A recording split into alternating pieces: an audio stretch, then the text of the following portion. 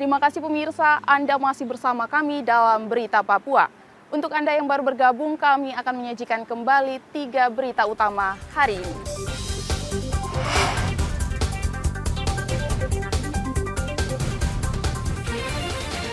Seorang warga di Kabupaten Yaukimo, Papua Pegunungan ditemukan tewas.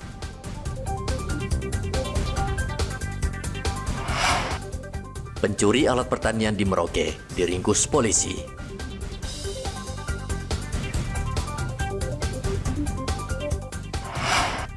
Cuaca buruk di Merauke, pedagang keluhkan sepinya wisatawan.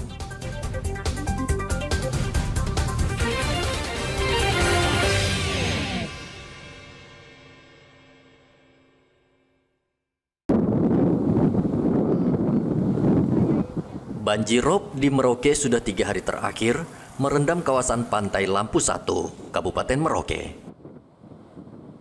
Pedagang yang berjualan hanya bisa duduk menunggu pembeli yang enggan berbelanja.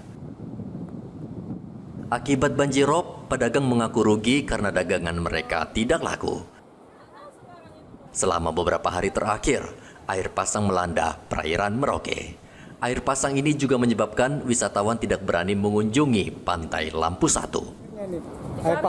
Tiga hari ini ya. Nah, kalau air seperti begini, pasang begini, tidak bisa jualan ya?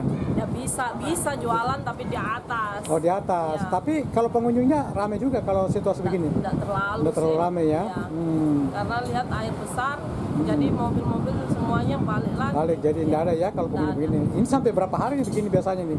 Tidak tahu, katanya sampai minggu juga besar katanya, sampai gitu. minggu juga besar.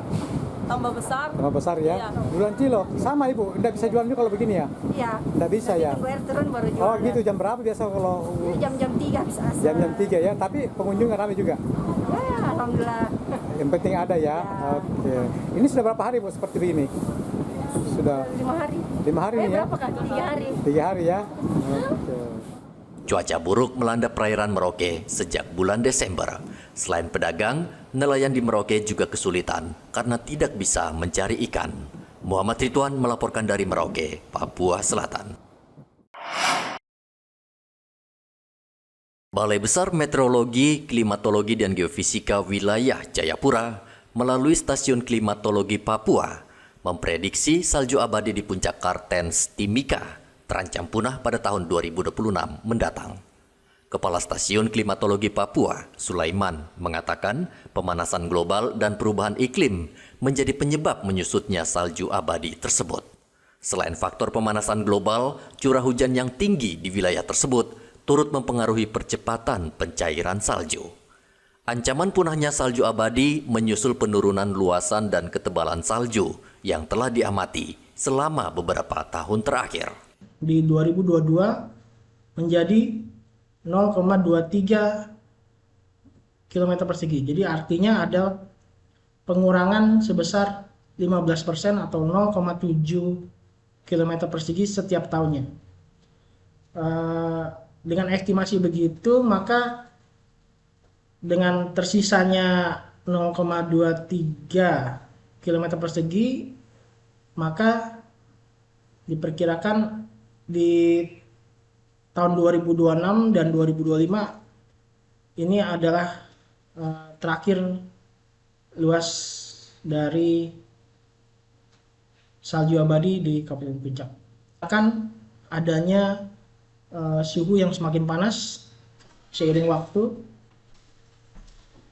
Untuk terjadinya salju diperlukan suatu suhu yang berada di bawah 0 derajat Celcius.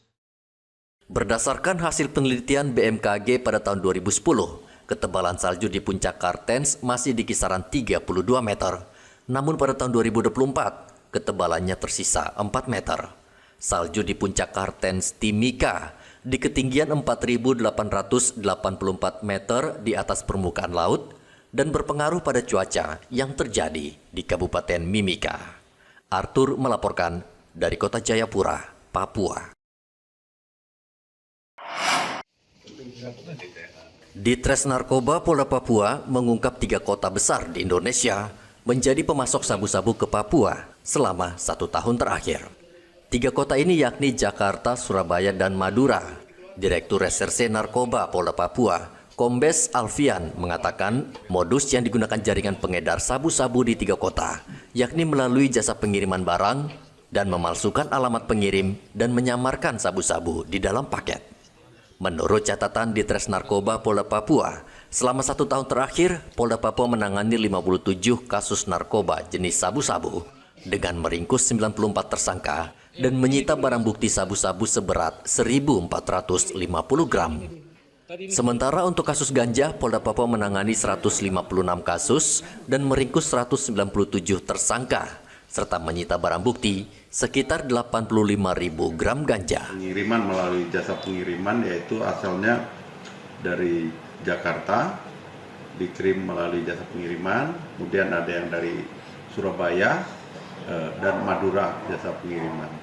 Tapi 3 daerah inilah yang merupakan